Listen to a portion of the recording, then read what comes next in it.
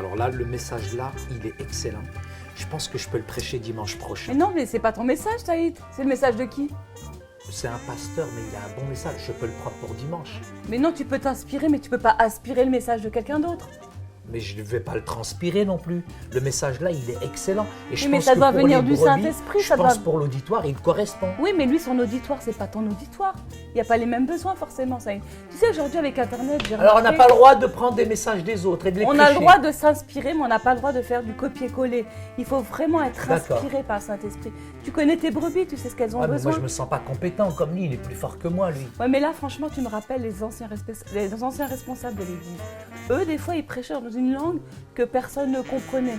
Et finalement, c'est un peu pareil quand tu t'inspires des autres comme ça. C'est pas pour ton auditoire à toi. Toi, ton auditoire, il a un besoin particulier. Et il faut que tu puisses les nourrir selon les besoins qu'ils ont.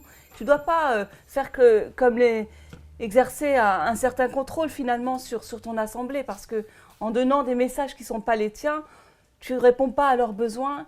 Et quelque part, tu ne sers pas à grand-chose finalement. Moi, je peux te le dire. Parce que la Bible, elle dit qu'on doit nourrir ses brebis.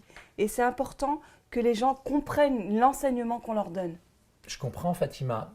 Mais tu sais, il y a tellement de pasteurs qui, aujourd'hui, sont plus ou moins, je dirais, complexés, mais en même temps, qui sont intimidés. Parce qu'aujourd'hui, avec les mass médias, avec Internet, avec la télévision, avec toutes les chaînes, toutes les radios, etc., moi, quand je prêche, parfois, je me sens diminué face à certains prédicateurs. Et pour me rassurer, c'est vrai que, bon, de temps en temps, comme ça, j'avais envie de pomper finalement un message, mais je me rends compte que ce que la Bible dit, c'est de prêcher la parole, le plus naturellement, le plus simplement possible, et s'attendre à la puissance du Saint-Esprit. Parce que qui c'est qui délivre finalement le message? Je connais mon auditoire mieux que toutes ces personnes-là, et j'ai besoin d'aller le chercher dans la prière, j'ai besoin d'aller le chercher par la puissance du Saint-Esprit, et je crois que la véritable parole de Dieu doit être d'abord dispensée dans l'honnêteté, dans la droiture, mais sans être aussi influencée par les résultats du monde. Parce qu'aujourd'hui, la plupart des prédicateurs sont, je dirais, influencés par la vision du monde, par la culture d'aujourd'hui, mais en tant que pasteur, il y a une manne qui est céleste. Et cette manne qui est céleste, pour être nourrissant, j'ai besoin d'aller la chercher les genoux par terre, dans la prière, et demander à Dieu de m'inspirer finalement un message qui soit adapté pour mon auditoire et pour mon Église. Finalement, on n'est pas contre toute cette technologie, mais on doit aussi faire attention parce qu'au travers de ça, il y a aussi le monde qui peut s'infiltrer dans nos églises. On peut parfois chercher à faire d'excellents messages, parce qu'aujourd'hui, les messages sont retranscrits sur Internet, et on sait qu'il y a beaucoup de monde qui nous regarde, et on peut essayer d'impressionner son auditoire. La parole de Dieu, finalement, c'est elle la plus puissante. Bien C'est sûr. vrai qu'aujourd'hui, on s'inspire de PowerPoint, on s'inspire pour animer un petit peu nos messages. C'est pas mauvais en soi. Non, c'est pas mauvais en Mais soi, on doit être bien toujours sûr. fondé sur la parole de Dieu, parce que la parole de Dieu, c'est elle qui déclare la vérité. Et je vais lire un verset biblique, 2 Timothée 4, 2-4. Paul exhorte les pasteurs à prêcher la parole, insister en toute occasion, favorable ou non, reprendre, censurer, exhorter, avec toute douceur et en instruisant. Car il viendra un temps où les hommes ne supporteront pas la saine doctrine, mais ayant la démangeaison d'entendre les choses agréables, ils se donneront une foule de docteurs selon leurs propres désirs, détourneront l'oreille de la vérité et se tourneront vers les faibles. Et il faut être tenté, il faut résister à la tentation en fait de ne pas donner à ses membres ce qu'ils veulent entendre. Oui. Parfois, il faut les reprendre, il faut Bien les sûr. corriger. Et c'est difficile dans notre monde actuel Oui. parce qu'aujourd'hui, il y a facilement des gens qui claquent la porte. Exact. Il y a des gens qui veulent vraiment, en tout cas, entendre certaines choses qui vont être agréables finalement à leurs oreilles. Mais je crois que c'est vrai qu'on doit résister à cette tentation de aussi éviter parfois de faire, je dirais, partager que des beaux témoignages extravagants, etc., et assez éblouissants. Et je pense que c'est intéressant, mais ça n'édifie pas toujours le corps de l'Église. Alors, la Bible, elle nous enseigne, et l'apôtre Paul nous le dit de manière claire. Qu'est-ce qu'il dit à Timothée? Prêche la parole, laisse le Saint-Esprit te convaincre, transformer, je dirais te conduire à Christ. Lorsque nous avons parfois certaines personnes qui veulent entendre certains messages, je dirais ce sont des messages finalement qui ne dérangent pas. On appelle ça des messages finalement qui sont light, je dirais un peu l'évangile à l'eau de rose, etc. Et parfois c'est difficile de prêcher certains messages parce que il faut qu'on les fasse parce que c'est des messages qui vont corriger, mais pas dans le but de nuire. Ce sont des messages, je dirais, pour édifier, fortifier, remettre, je dirais, d'aplomb aussi les chrétiens.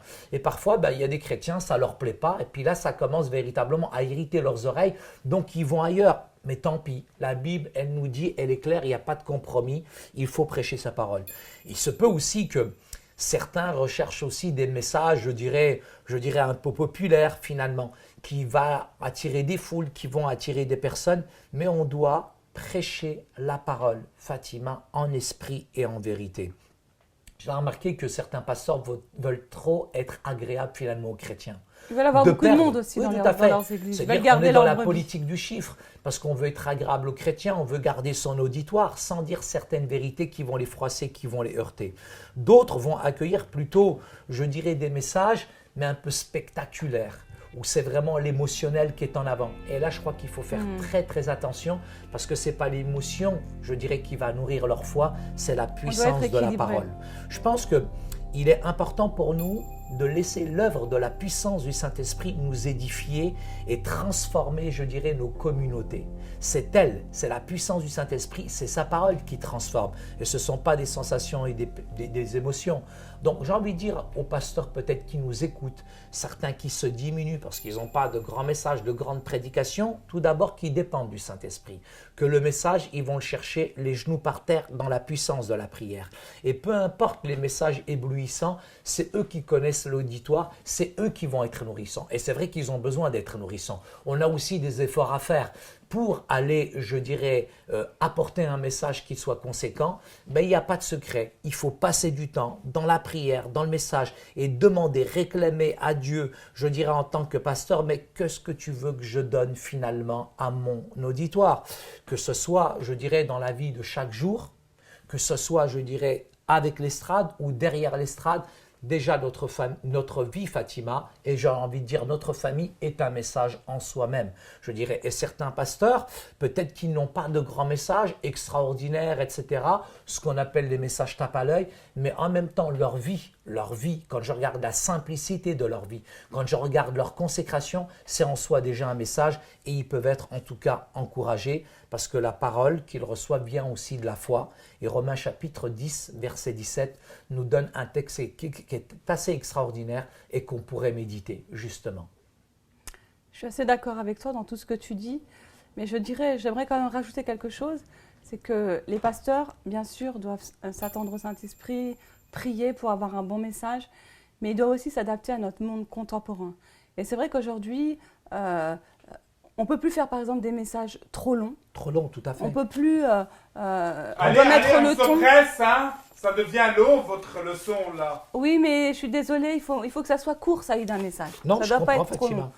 long. Et ce que tu as dit, c'est très important, c'est que la vie aussi du pasteur, c'est un message. Elle reflète un message. Ça donne de la crédibilité. Pour résumer, Fatima, les pasteurs doivent veiller à ne pas exercer de la fausse autorité sur la vie de leurs membres et en donnant l'impression que de comprendre les Écritures n'est donné qu'aux responsables des églises. Ça, c'est un point important. Les pasteurs ne doivent pas se laisser intimider par d'autres enseignants formés, mais s'appuyer sur l'onction du Seigneur et son appel sur leur vie lorsqu'ils apportent les enseignements à leur assemblée. Lorsque le monde prêche une fausse réalité, les pasteurs doivent veiller à s'accrocher à la vérité de la Bible. Même si des membres de l'Assemblée semblent vouloir écouter un message plus dilué, le pasteur ne doit pas chatouiller les oreilles de ses auditeurs, mais enseigner la parole de Dieu. Chatouiller les oreilles? Mais écoute, c'est écrit comme ça. Allez, on se presse, allez, stop. Mais on n'a pas fini. Mais ils ont tout éteint.